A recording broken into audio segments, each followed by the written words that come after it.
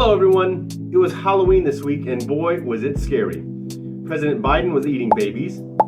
President Trump was dressed in garbage pickup attire. And Kamala killed the energy at her own rally. But don't worry, I have a treat for you. We're going to go over the final polling for this election season, and that starts next, well, after I say government starts right now.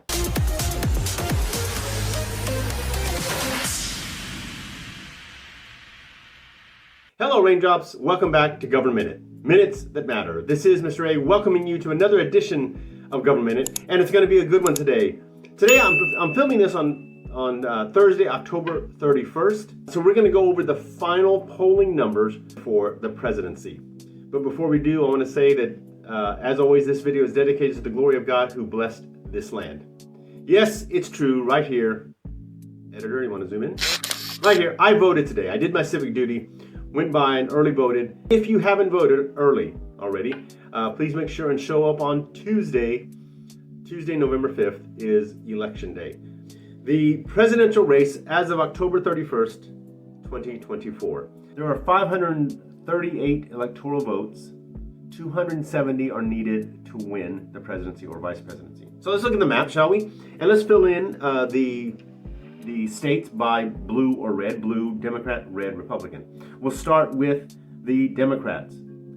Hawaii, Washington, Oregon, California, Colorado, New Mexico, Illinois, Virginia, New York, Maryland, Delaware, New Jersey, Vermont, Massachusetts, Connecticut, Rhode Island, the District of Columbia, Maine, and Maine's 1st Congressional District.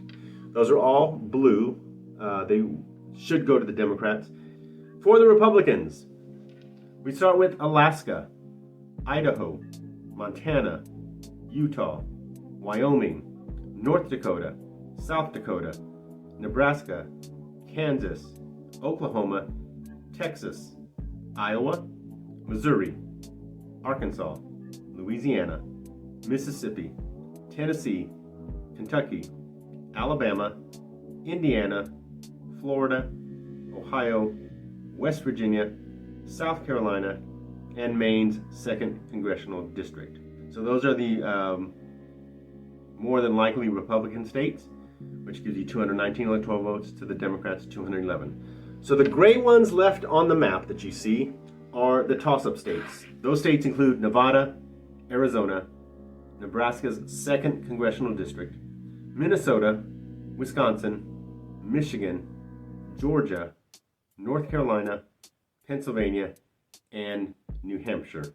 So let's go over these races in these toss-up states one by one. And as of current polling, I'll give you who has the lead, and we're going to assume that lead holds, and that's how the vote will finish. So Nevada, with its 6 electoral votes, right now President Trump has a 0.5% lead in polling.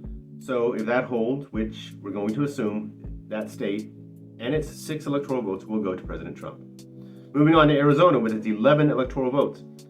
Currently, President Trump has a 2.4% lead in polling, and we're going to assume it ends that way, and that state, the state of Arizona, with its 11 electoral votes, will go to President Trump.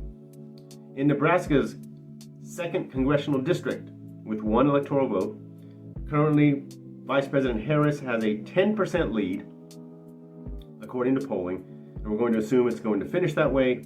And so Nebraska's 2nd Congressional District, 1 electoral vote will go to Vice President Harris.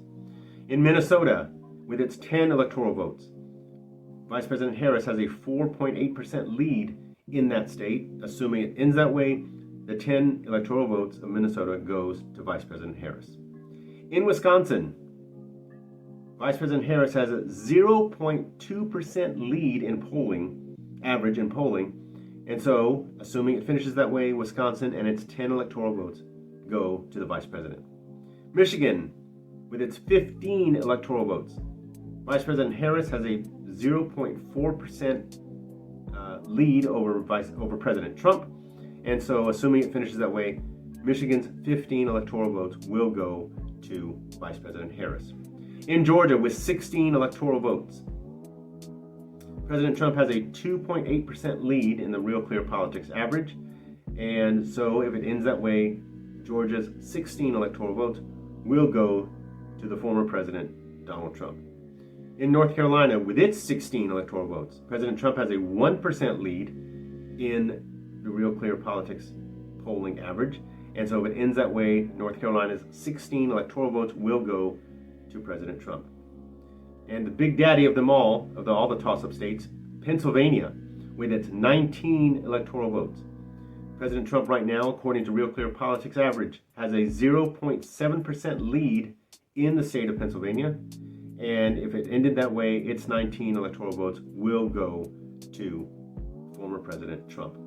Finally, New Hampshire with its 4 electoral votes. Right now, Real Clear Politics polling average shows Vice President Harris with a 4% lead.